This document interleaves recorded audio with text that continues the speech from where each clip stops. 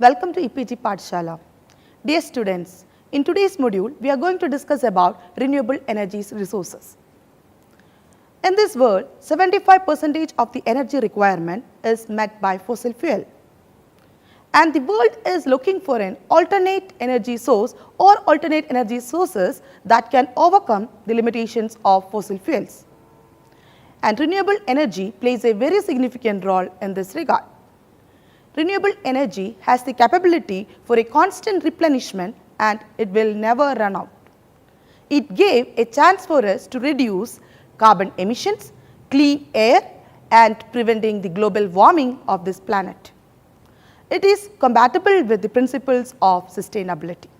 So, in this module, we are going to discuss about what is renewable energy sources with its examples, how it differs from the non-renewable energy resources and the consumption pattern of renewable energy with respect to India. Let's start with what is renewable energy. US Environment Protection Agency has defined renewable energy as the resources that rely on fuel resources that restore themselves over a short period of time and they don't diminish.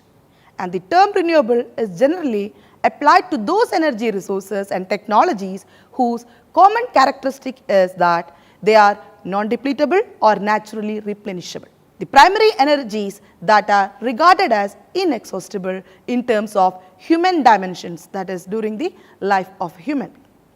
These energy sources are also known as non-conventional sources of energy.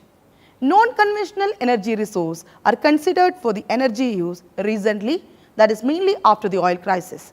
The examples are solar, wind, biomass, etc.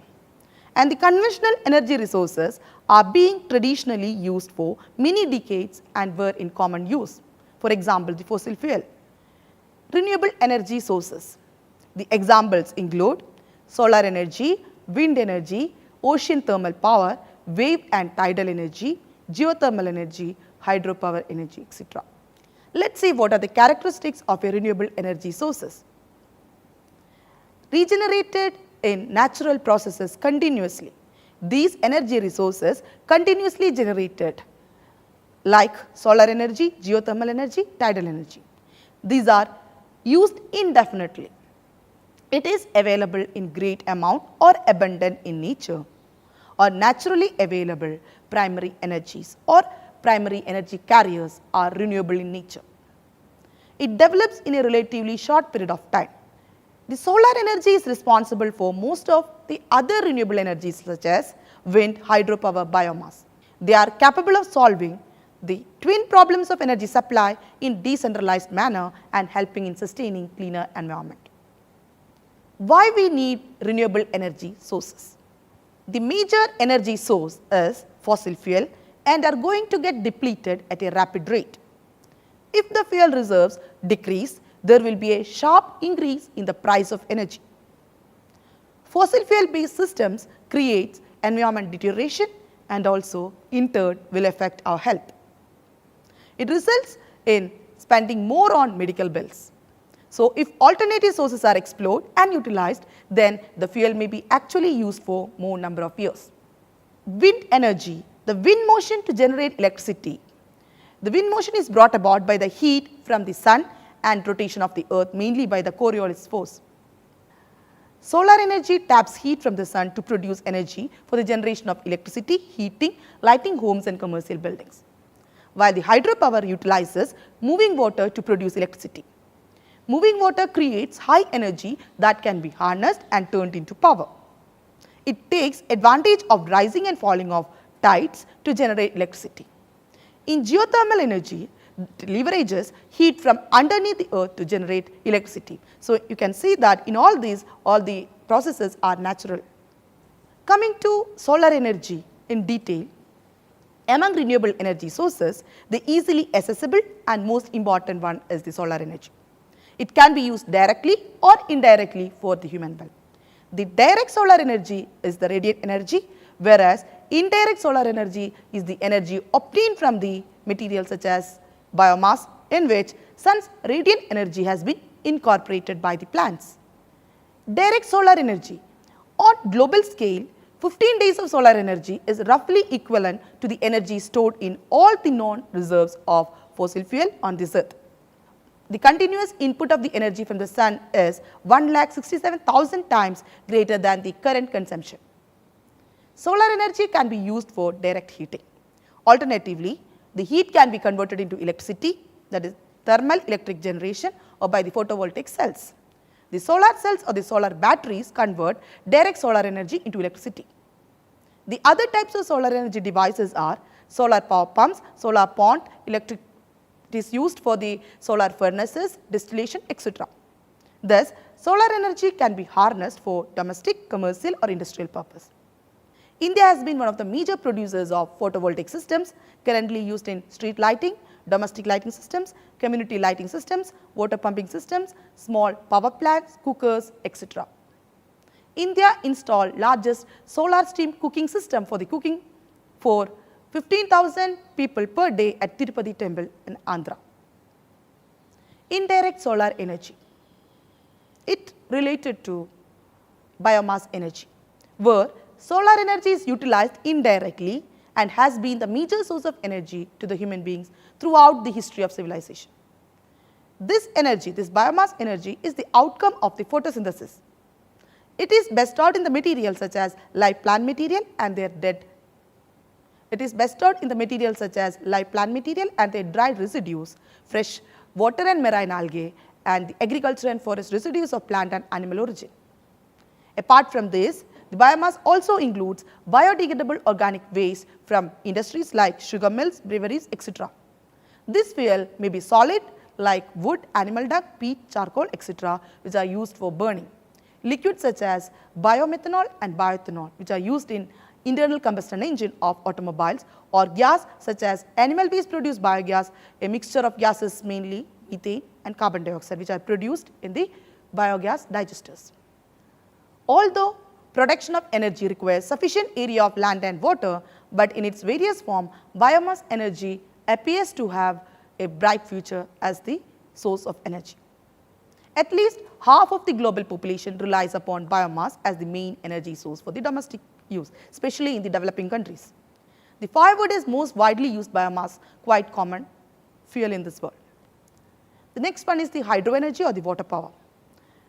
Water power has been in use since the period of Roman Empire. Water falling from a height turns turbines at the bottom of dams to generate electricity. Presently, water power is widely used all over the world and produces approximately 1/4 of the world's electricity. The electricity produced by the hydropower is much cheaper than electricity produced by the thermal power. The water power is a clean energy source as it does not cause environmental pollution, and the electricity produced can be transmitted to long distances through the wires and cables. But building a dam leads to several environmental problems such as submergence of plant and animal habitats and displacement of local inhabitants, including the tribals. The hydrothermal energy is the largest source of domestic electricity production in Canada, around 60%, 84% in Brazil, 55% in Switzerland, 80% in Iceland, and 98% in Norway. Countries like Norway, Canada, and Brazil have all been utilizing more than 30% of their hydro potential, while India ranks 5th in terms of exploitable hydro potential in the world. About 75% of the total electricity consumed in South America is derived from hydropower. Japan, US, Russia, and many other European countries have trapped most of their water resources and harnessed energy to generate electricity. In India, generation of hydroelectric power was emphasized in the first 5-year plan when a number of multi-purpose projects such as Bakranangal project on river Satluj, Bokaro in Panchab, and Talaya in Damodar Valley and Hirakud, Rihand, Nagarjuna Sahar, Koshi, Koyana were launched to generate hydroelectric power apart from their use for irrigation and other purpose. Wind energy. The wind power has been in use since Chinese and Persian civilization. Wind has propelled ships and driven windmills to grind grain and pump water in Netherlands during early days. Now, wind is used to generate electricity in various countries. Harvesting wind energy is possible only in those areas that receive fairly continuous winds such as islands, coastal areas, and the mountain passes. When gigantic fans raised on tall towers are rotated by the wind, its energy can be used for the generation of electricity. Since Wind power has the potential to give tremendous energy. The day is not far away when the destructive force of air currents of cyclone, typhoons and fierce gales would be tamed. India occupies fourth after China, USA and Germany in the wind power generation.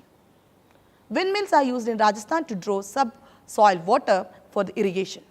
Recently, 2 wind farms of 10 megawatt each has been installed in Tamil Nadu and Gujarat with international cooperation from Denmark. Ocean energy. The ocean forms a vital source of energy.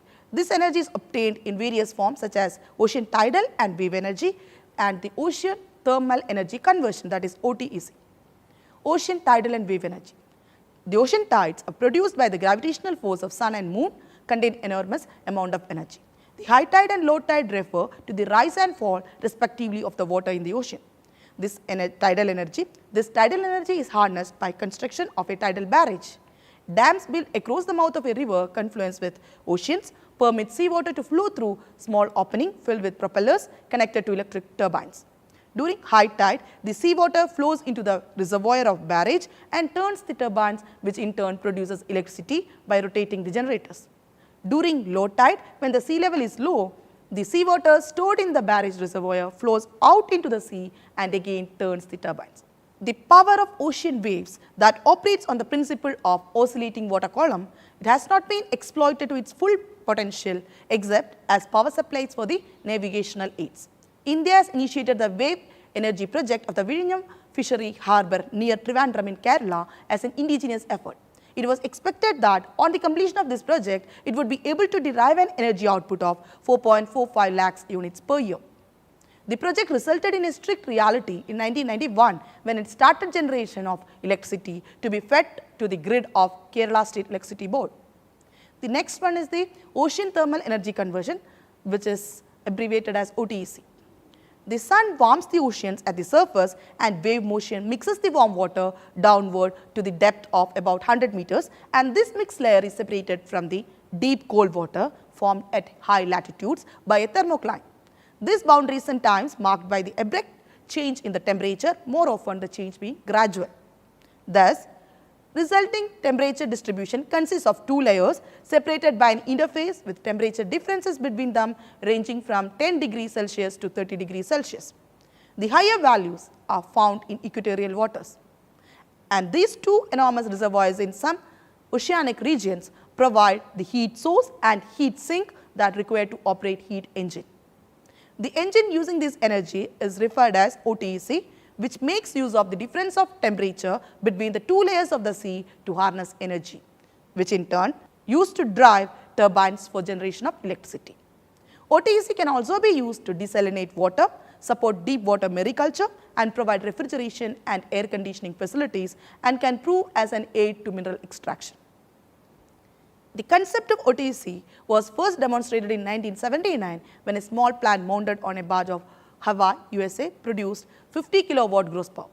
India possesses a huge potential of OTEC, which could be of the order of about 5 lakh megawatt, about 150% of the present total installed power generating capacity of this country.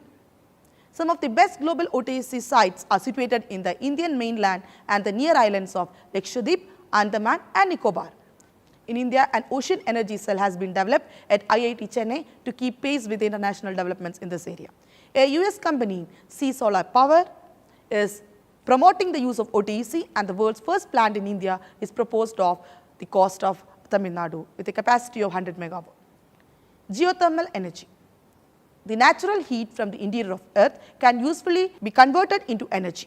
This natural heat comes from the fission of radioactive material present in the rocks in the interior of the Earth. The idea of harnessing geothermal energy is utilizing dry steam was developed in Italy as early as in 1904. Natural internal heat of the Earth was harnessed by the geohydrothermal conversion, hot, igneous and geopressurized systems. Presently, there are several geothermal plants working successfully in USA, New Zealand, Russia, Japan, Mexico and California. The heated groundwater flowing upwards as hot water stream and hot springs, the nature's geysers, can be used to turn turbines and generate electricity. In India, the natural geysers are common in Kulu and Manali, Manikaran and Sohana and some other places. And the assessment of this geothermal energy potential of selected sites in Jammu and Kashmir, Himachal Pradesh, Uttarakhand, Jharkhand and Chhattisgarh is being undertaken.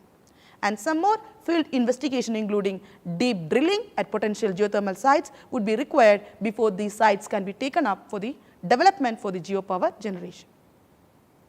Now we will see the world status of renewable energy consumption. Renewable energy supplies 18% of the world's total energy consumption as given in this figure. It is from traditional biomass, large hydropower and new renewables including small hydropower, biomass, wind energy, solar energy, geothermal and biofuels. The traditional biomass and hydropower represents about 71% and 16% respectively of the total renewable energy. In terms of total energy share, biomass and the large hydropower represents 13% and 3% respectively.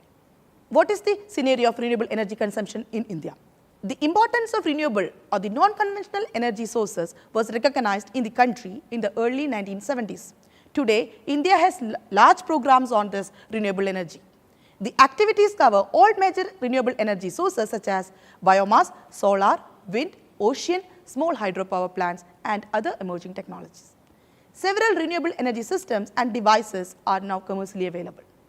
The Department of Non-Conventional Energy Sources set up in 1982 has been raised to the Ministry of New and Renewable Energy Sources. This ministry, that is MNRE, is the nodal ministry of Government of India for all the matters relating to the renewable systems and devices. India's commercial energy consumption has been growing fast in recent years, keeping pace with high economic growth rate. In India, total renewable energy production is around 48,069 megawatt. Out of that, 46,653 megawatt is installed grid interactive renewable power capacity and 1,403 is of off-grid or captive. In this table, you can see the total installed capacity and target up to 2022 of the installed grid interactive renewable power capacity in India. You can see a total of the installed capacity is 46,665 while 2022 the target is 1,76,000 megawatt. These renewable energy sources are newer and fast developing, which is managed by the Ministry of New and Renewable Energy.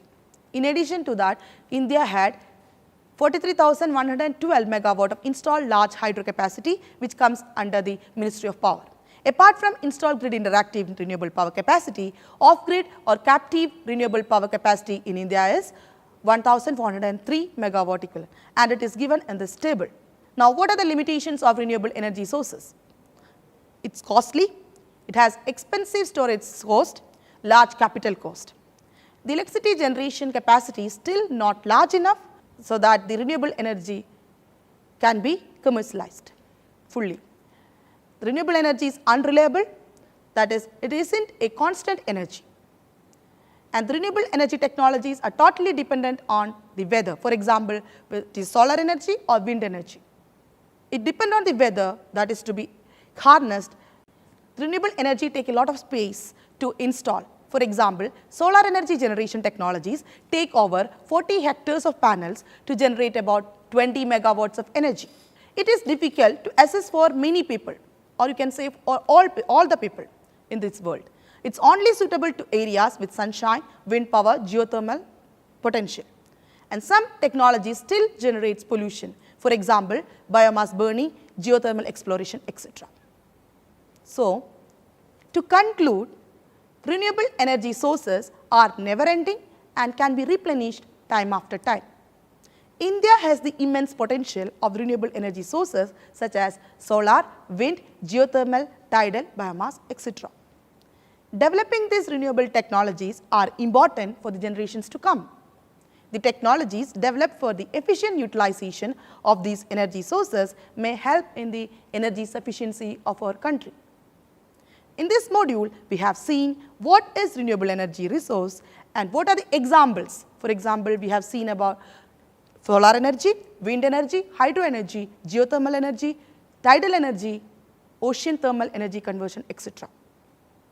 And we have seen that it differs from the non-renewable energy resources by its renewability, continuous regeneration, abundancy and unlimited availability, and moreover it is a cleaner resource for the energy. We have seen the benefits as well as the limitation of the current renewable energy technologies.